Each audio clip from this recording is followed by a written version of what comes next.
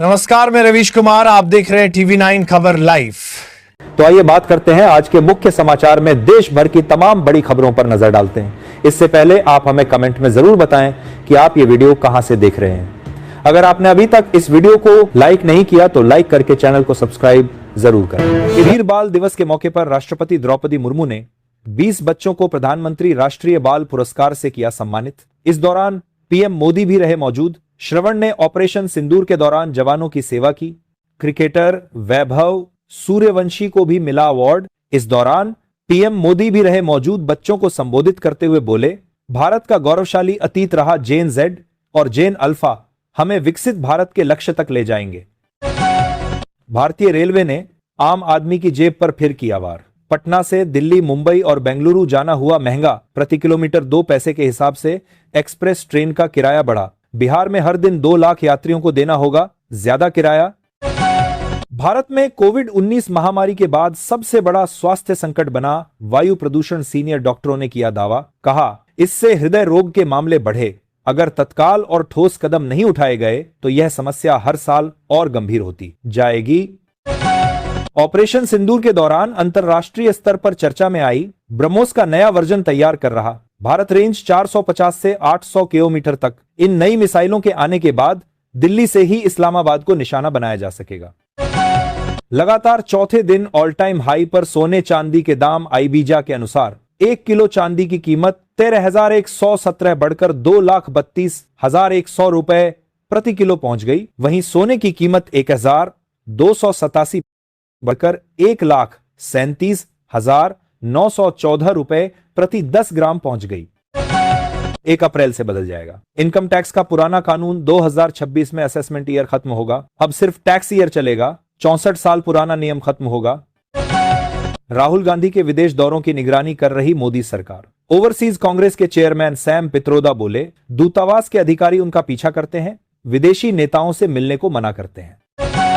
देश के करीब 22 राज्यों में पड़ रही भीषण सर्दी। एमपी के 25 शहरों में 10 डिग्री से कम तापमान। राजस्थान के 3 शहरों में 2 डिग्री से नीचे आया पारा। दिल्ली में घने कोहरे के चलते 50 से अधिक ट्रेनें लेट। राजधानी हमसफर सहित लंबी दूरी की सेवाएं प्रभावित। देश भर में फूड डिलीवरी और ई कॉमर्स प्लेटफॉर्म्स पर काम करने वाले गिग वर्कर्स ने अपनी मांगों को लेकर 31 दिसंबर को बुलाई। देश भर में हड़ताल। Swiggy, Zomato, Zepto, Blinkit, Amazon और फ्लिपकार्ट समेत कई कंपनियों पर होगा असर। बिहार में राबड़ी आवास से सामान की शिफ्टिंग शुरू। आधी रात में 4 से 5 छोटी गाड़ियां में 10 सर्कुलर रोड स्थित सरकारी आवास से सामान को गोला रोड स्थित गौशाला में शिफ्ट किया गया। तेजस्वी और लालू यादव पटना से बाहर। 1 महीने पहले मिला था नोटिस। भारत में पेट्रोल पंप की संख्या 1 लाख पार। अमेरिका चीन के बाद तीसरा सबसे बड़ा फ्यूल रिटेल नेटवर्क। 90% पंप सरकारी कंपनियों के पास। 10 साल में पेट्रोल पंपों की संख्या 2 गुना हुई। बांग्लादेश में गैर मुसलमानों पर हो रहा अकल्पनीय अत्याचार। पूर्व पीएम शेख हसीना ने मोहम्मद यूनुस सरकार पर किया सीधा वार। बोली, बांग्लादेश की जनता इस काले दौर को और अधिक समय तक जारी नहीं रहने देगी। प्रधानमंत्री नरेंद्र मोदी ने 2027 के लिए सीएम योगी की स्क्रिप्ट लिखी। गुफ्तगू करते दिखे। लखनऊ के प्रेरणा स्थल से भाजपा की सोशल इंजीनियरिंग को नई धार दी। बिलासपुर दिल्ली रेल सफर 26 रुपए तक हुआ महंगा। लंबी दूरी की ट्रेनों के स्लीपर और जनरल कोच का किराया बढ़ा। नया फेयर हुआ लागू।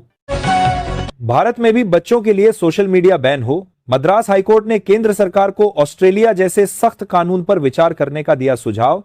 कहा, पेरेंटल कंट्रोल मिले। गूगल कर रहा बड़ा बदलाव। जीमेल यूजर्स अकाउंट एक्सेस खोए बिना बदल सकेंगे अपना ईमेल एड्रेस। रिपोर्ट्स के मुताबिक गूगल 2026 में ऐसा फीचर लॉन्च कर सकता है जिससे यूजर्स बिना नया अकाउंट बनाए अपना जीमेल एड्रेस बदल सकेंगे। रशियन शराब के दीवाने हुए भारतीय 10 महीनों में घटक गए 520 टन विस्की, जिन और वोदका। मीडिया रिपोर्ट के अनुसार इस वर्ष के पहले 10 महीनों में भारत को रूसी स्पिरिट के निर्यात में पिछले वर्ष की इसी अवधि की तुलना में लगभग 4 गुना वृद्धि हुई।